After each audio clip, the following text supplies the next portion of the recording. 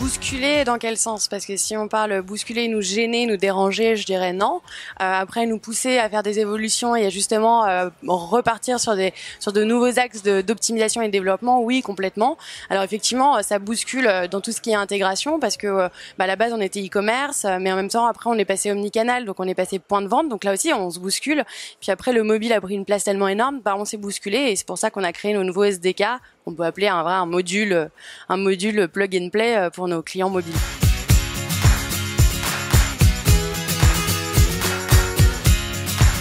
De la sécurité, oui, mais j'ai envie de dire qu'aujourd'hui c'est pas vraiment la priorité, en tout cas pour le mobinote, peut-être plus pour le marchand que pour le mobinote, mais c'est plus de la fluidité. Je l'ai dit beaucoup de fois tout à l'heure, mais vraiment de la fluidité, que ce soit simple, que ce soit efficace, qu'il n'y ait pas de point de friction, qu'il n'y ait pas qu'il ne soit pas bloqué dans son paiement. Et il est sur un achat sur lequel maintenant on fait des pages hyper responsives ou des applications sur lesquelles il est hyper simple de trouver son produit, de trouver sa taille. Et derrière, il faut que le paiement ce soit aussi simple, c'est-à-dire qu'il n'est pas à renseigner toutes ses coordonnées, qu'elles soient bancaires, qu'elles soient données de livraison. Il faut que tout se fasse sur la même page. Il faut que ce soit le plus simple possible, le plus efficace.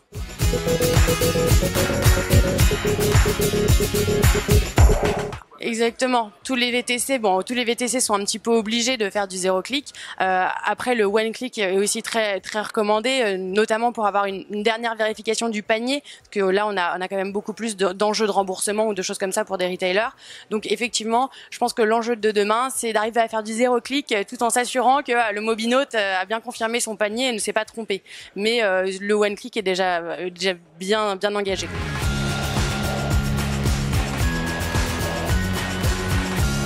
Mais effectivement, demain, il faut s'attendre à ce que oui, le mobile soit vraiment le moyen de paiement utilisé. Maintenant, tous les plus jeunes utilisent leur mobile pour tout faire.